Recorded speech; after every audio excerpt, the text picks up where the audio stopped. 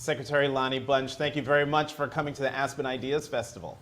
Very excited to be here, especially with you. You're always so kind. So, as Secretary of the Smithsonian Institution, you're the 14th Secretary of the Smithsonian Institution, also the first historian and the first African American to hold that job. But the Smithsonian is 19 museums, 21 libraries. This I didn't know, the National Zoo, and a number of smaller research and educational centers under your leadership. What binds the very diverse collection of institutions together that you now lead? In many ways, the Smithsonian is part of the glue that holds a country together. And what keeps the Smithsonian together is the creativity, the scholarship, the research, the exhibitions, the collections. And what they do really is, through the work we do, the Smithsonian tries to define reality and give hope. So, Lonnie, over the last year and a half, we've all been going through trials and tribulations. But I can imagine that at the Smithsonian, with all those institutions under your umbrella, that those trials and tribulations have been very challenging for the institution. Talk about those challenges, and within those challenges, have any opportunities presented themselves? It was very important for us to wrestle with two things. First, to make sure that we would protect the safety of our visitors, our collection, and our staff. But then it was to recognize that this was a moment not to just survive, but to really reimagine the Smithsonian, to use this time to say, how does the Smithsonian become a more nimble 21st century organization that serves the public more effectively?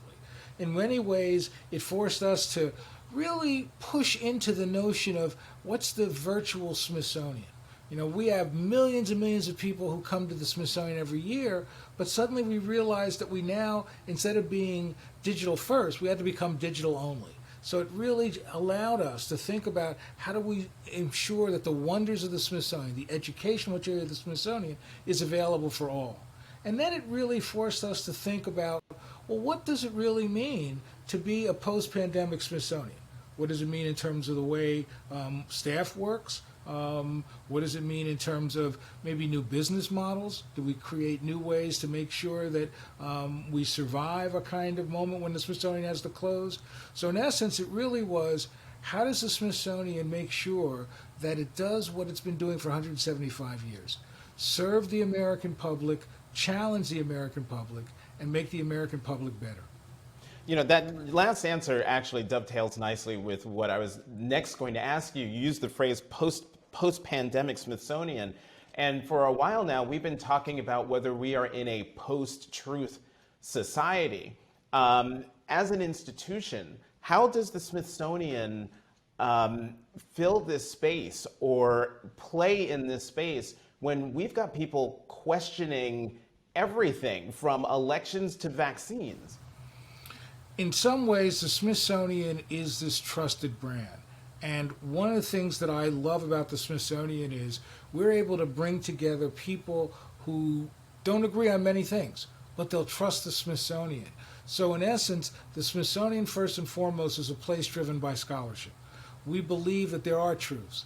We believe that our job is to help people understand that there are different points of view, but be that as it may, that there is really an opportunity to sort of educate and be trusted. And so ultimately, the Smithsonian's job in some ways is to make sure that we help people embrace ambiguity. So often, we as Americans like simple answers to complex questions. Well, the Smithsonian is nothing if it's not complex through the stories we tell. So part of our goal is to use our scholarship, use our expertise to help the public embrace ambiguity and deal with complexity and nuance and subtlety. Embrace ambiguity, complexity, but the word that came to my mind is nuance. Have we lost the ability to understand nuance? Oh, I think that's a real important issue. I think that we have lost the ability not only to understand nuance, but to recognize that different points of view aren't really critical to sort of challenging a nation to be better. and that in essence it's okay to have debates as long as they're reasoned and based on scholarship. I think that what I'd love to be able to do is to remind people that civil debates have always moved this country forward. So that we shouldn't be afraid of debates. We shouldn't be afraid of our history. We should recognize that it is that history that propels us towards a better future. You know, your perhaps your best known creation is the National Museum of African American History and Culture, or as I call it, the jewel on the mall. Couple questions here. One, why did it take so long to get the museum approved, dedicated, and built? Why was there resistance? Well, as you know, it was a 100-year journey to build this museum. Part of the resistance, I would argue, comes from America's unwillingness to deal with all the dark corners of its past. I think that there was a sense that if you build a museum, it's about America being a place that didn't live up to its ideals, and doesn't that go counter to our notion of America's always the sort of place where, you know, the good guys and good women always are? And my argument is that part of the great strength of building a National Museum of African American History and Culture is that it does illuminate all of our dark corners, but it does allow us to realize that if we don't understand that past, not only do we not understand the African American experience, we don't understand the American experience. So I think there was this real hesitancy that this would be a museum that would not celebrate America. And I would argue it celebrates America by challenging America. It celebrates America by helping people understand what happens when people come together and help America live up to its stated ideals.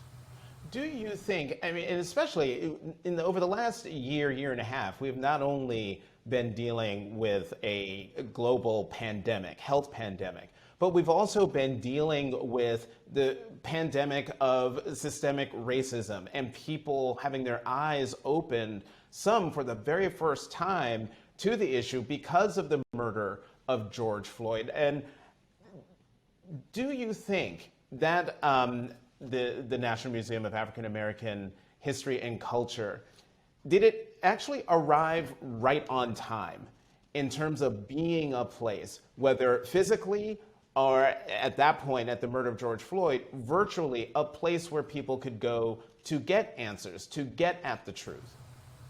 In many ways, the museum really was opened at a time that America needed it and America deserved it. The opportunity, as a result of the challenges of the murder of George Floyd and systemic racism, the opportunity to, one, first use history, to help people understand, to contextualize this moment, to talk about the long history of racial violence, but also to find hope, to recognize that there have been moments where the country has changed, where people have come together to say, we have to live up to our stated ideals. What it also reminds us, however, is that it's a long, ongoing journey to do that. That any change in America is part of a long struggle, but that you have to then work hard to protect those changes. So that, in essence, the promised land of racial equality is a long way away. But one of the great strengths of America is people coming together to challenge itself to live up to the best of what its ideals are. You know, in a recent conversation you and I had about the museum, you said something that I should have realized, and that is, you know, we look at museums and we think of them that, oh, here's this building, this structure, and all of these artifacts are in there. And I don't know if a lot of people pay attention to the fact that the architecture of the museum plays a role in telling the story of the museum. And you talked about how in the museum, you of course you walk in at in the basement really, and you start with slavery. But the way you go through these exhibits architecturally, you're going seemingly backwards and forwards as you advance through the museum. Talk a little bit about that and how that plays a role in helping people understand the history of our country. You know, a museum is really like a film in a way, that you use different moments of juxtaposition, of excitement to move people forward. And that what I wanted to do is counter the notion that it's been a linear march to progress, that we started as slavery and we're at the promised land. What I wanted people to realize is that the struggle to have America live up to its ideals is a struggle that goes back and forth. When you walk from the lower depths of the museum, you walk back and forth into history, so that there's not sort of progress that's not unbroken. That rather what you see is it's an ongoing struggle, and it's a struggle that the progress is fragile. And so I wanted the museum to both have you immersed in the depths of the African American experience, and then begin to see how change has occurred over time, and that ultimately what you see is a culture that has profoundly shaped the country, not just a particular community. In the little bit of time that we have left, actually less than 5 minutes, you've had a few years to think about what the role of a museum is or should be.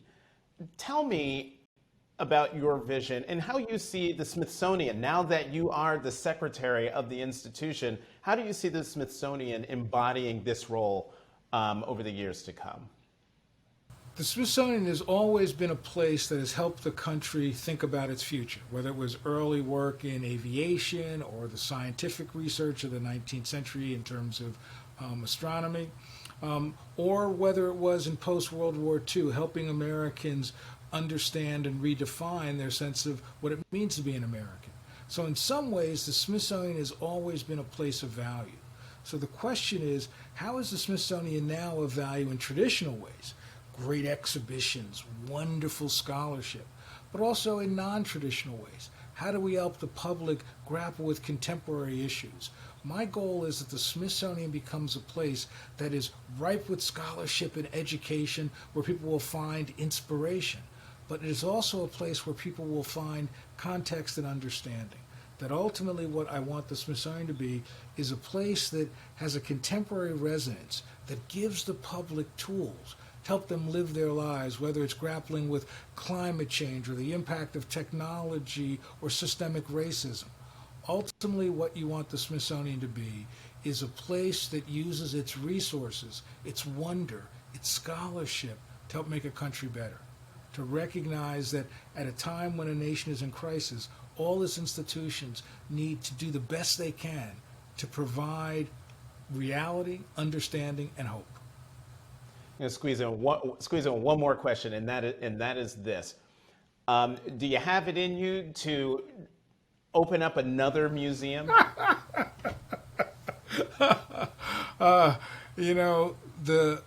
The challenge of opening 2 new museums, the National Museum of American Women's History and the National American Latino Museum, it's a great challenge. But I'll tell you, no place but the Smithsonian can do that. We can bring the expertise. I've learned a lot in the 11 years it took me to open the National Museum of African American History and Culture. And I am convinced the Smithsonian can craft 2 museums that really do 2 things. One, that would provide the public a reservoir of information and excitement to dip into about Latino culture or the role of women's history. But also it can shape these museums so they're lenses into understanding what it means to be an American. How these stories shape us all, are owned by us all, and we're made better when we know these stories. So there's a lot of work to be done, but I am so humbled that the Smithsonian has the opportunity to expand our notions as Americans of what it means to be an American. Lonnie Bunch, 14th Secretary of the Smithsonian Institution, thank you very much for coming back to Ideas Festival. It is my pleasure. Thank you for inviting me.